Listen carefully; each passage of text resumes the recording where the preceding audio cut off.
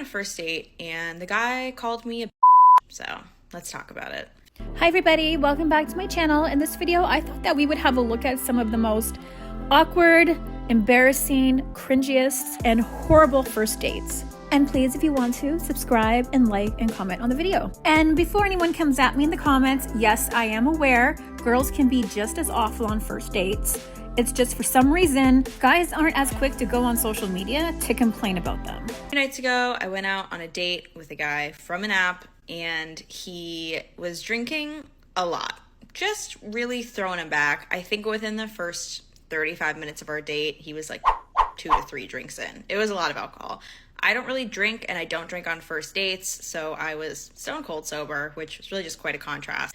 And about 40 minutes into our first date, I don't know why we started talking about, we're talking about the Super Bowl. And he asked me who I was rooting for, and I said, well, I'm from California, so I should be rooting for the 49ers, but I'm probably going to root for the Chiefs because I love Taylor Swift. And he said, oh, of course you love Taylor Swift. And I said, what does that mean?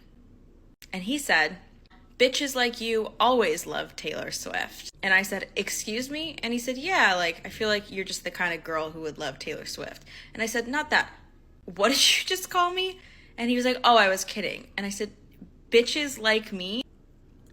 I am not an overly sensitive person, but that is insulting. Like, I don't need to be referred to as bitches 40 minutes into meeting someone.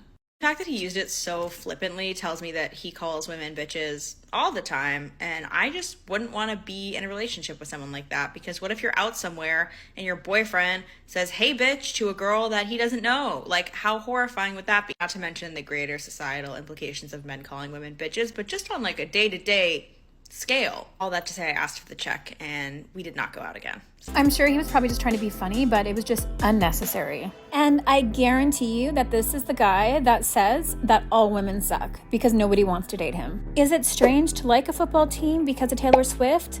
Maybe. But I love Taylor Swift, and guess what? I still don't like football. So people are allowed to do whatever the heck they want.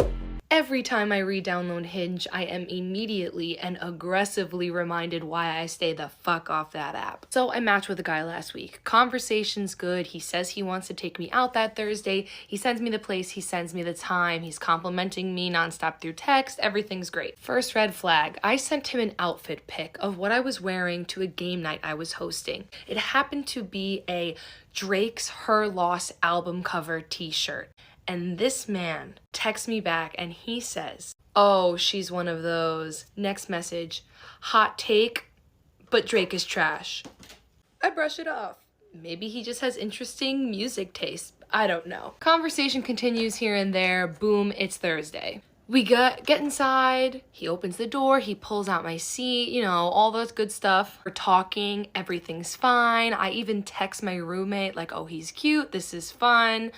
Until we start talking about our families. So he's 6'8", and he's talking about how his family is all very solid, like not super muscular, not fat, all very tall, blah, blah, blah. I'm like, oh yeah, kind of similar with my family. My dad's 6'6", my brother's 6'7", all my sisters are tall, I'm tall. And then he's like, oh yeah, my sister though, she's put on a lot of weight.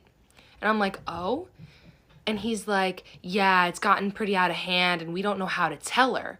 And I'm like, oh, damn.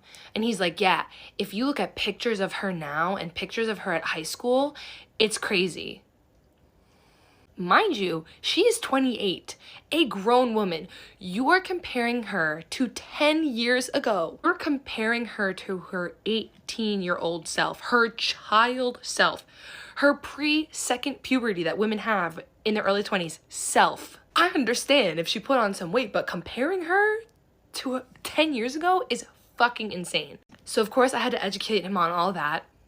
We move past and continue the conversation. So we continue to go to a bar across the street.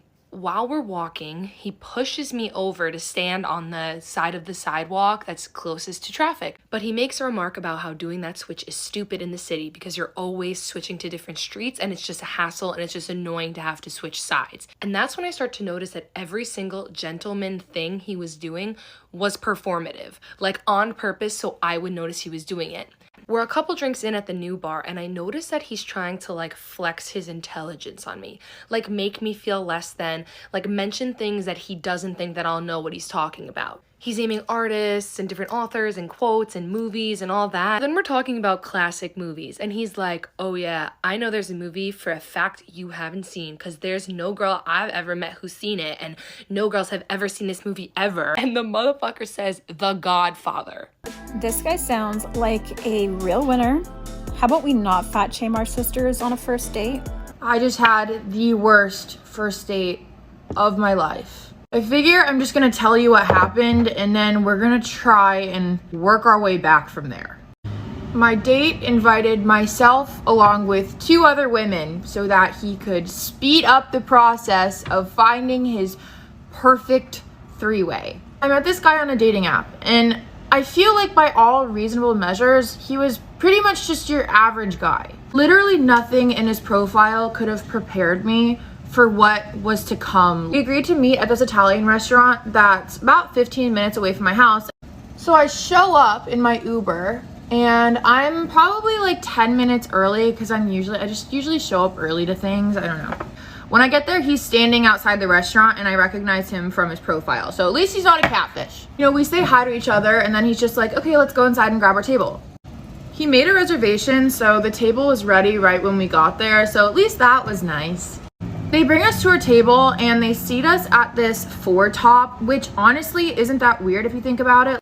We're really only sitting there for like maybe 2 minutes before this girl walks up, who I think at the time is just a waitress. But no, and you already know what's coming. She kind of just looks at me funny and then introduces herself just casually and I'm like, oh hi, like I'm Megan, and as she's sitting down, the next girl walks up. So all the girls are just introducing each other and I'm like, what the fuck is going on? He's just sitting there like completely fucking fine. And then she goes, oh, so like, how do you know so-and-so? As in the guy. I'm just not gonna say his name because honestly, you know what? I should fucking say his name. Matthew. It was Matthew. And I'm like, oh, I actually don't really. This is our first date. So naturally, my next question is, oh, well, how do you know Matthew? He looks me dead in the eyes and goes, I thought this was our first date. Yeah. I just thought that these other 2 girls were friends that he knew that were around. Maybe he invited. I don't know. People are weird. But no, he'd scheduled this date at the same time with all 3 of us to meet at this place. And why, you might ask? Well, you're probably not asking because I already told you he was trying to speed up his process of finding the perfect 3-way. We all left. Oh my God, I have so many questions. We need a part 2. Did these girls then become best friends and try to destroy this guy's life? I need to know. I mean, he can clearly multitask. He's having all of these dates at once to avoid him having to waste his time taking them all out separately. So he has that going for him at least. I went on a date with a guy. It was our first date. We had fajitas and margaritas. It was good. It was a vibe. He was funny. He was nice. He was like, hey, do you want to go back to my house to watch a movie? And I was like, sure. We get to his house and he takes me to his room. I sit on his bed and then he immediately goes into the bathroom. You know, no big deal, whatever. You gotta go potty, you gotta go potty. But he didn't close the door. He pulled down his pants and he sat on the toilet. And I'm thinking maybe he sits when he pees. Like, that's fine. I don't judge. I don't care. Whatever. And he's sitting there for a minute. I'm like, what are you doing? And he's like, I'm pooping. Who does that? Who does that? Okay, do we think this one actually happened? Would a human being actually do something like this on a first date? I'm refusing to believe that this is a true story. Here are some immediate icks on the first date. So I asked a bunch of my friends today, both guys and girls, what's an ick on the first date that like, you're done? Like, if this happens, like you're cut, like it's over, like there's no second date, not even a question, you're done. And here's what they cooked up with me. And to spice this up, I'm not gonna tell you if it was a guy or a girl who said this ick until the end of the video. Kissing you at the dinner table on the first date. Yeah, that is way too much PDA on date number 1. And honestly, if somebody did that to me, I might just get up and leave. Like, you don't know me that well. Don't touch me like that yet. Bringing up an ex. Look, I've heard it on a first date. I'm sure others have heard it on a first date too. I've maybe even been the one to say it. Stop talking about your exes on first dates. Nobody wants to hear it. You're scaring people off. Just move on. Don't talk about it. Putting down their family or friends. Yeah, just, again, positive energy on the first date. If you're already talking shit about your family or friends on the first date, like you don't even know that person yet and they're already roasting them, imagine what they're going to say about you when they get to know you better. Yeesh. Being visibly hung over.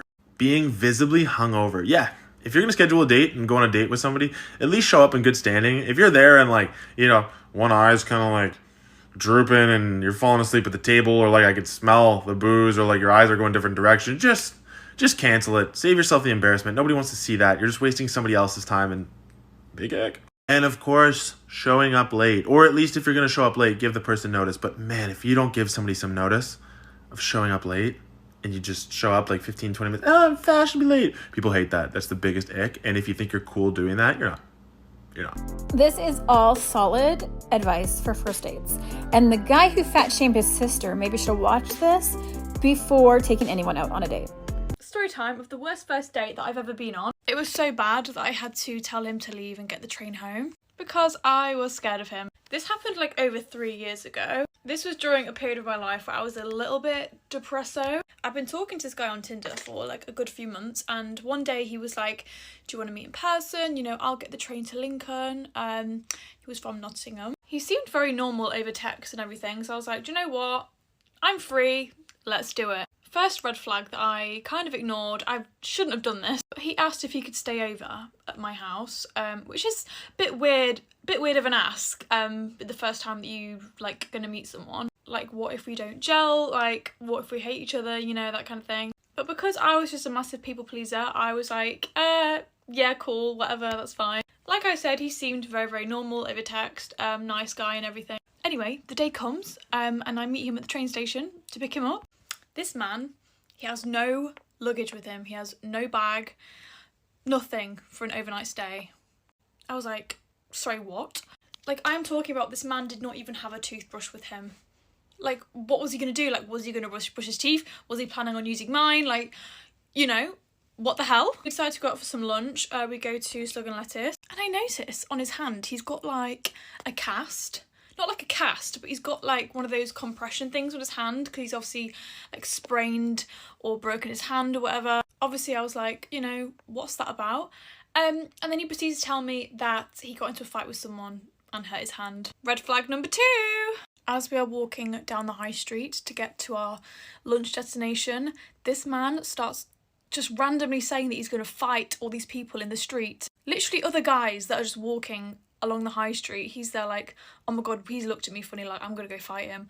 Like, what? Like, he was displaying very aggressive behaviour, and I don't know why. Like, nobody was doing anything to provoke him. Literally all this man would talk about on our little lunch date was just how he likes fighting people, and I was like, I don't feel very safe right now. At this point, the alarm bells in my brain were literally working overtime. They were going off.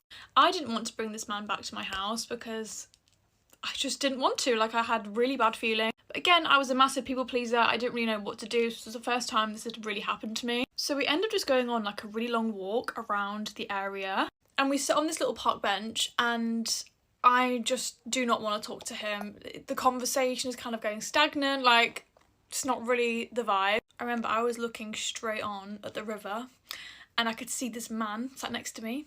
In my peripheral vision, I could see him staring at me. It's just really weird, like very, very odd. He was just sat there staring at me, not saying anything. I have never wanted to leave a date. Leave a date so fast. I am so happy that this girl did not allow this man to come over to her house. And I think that's all the videos I'm going to show for today. I'll definitely do a part 2, but I am going to try to find one from male point of view, because as women, we can be cringy and embarrassing too on first dates.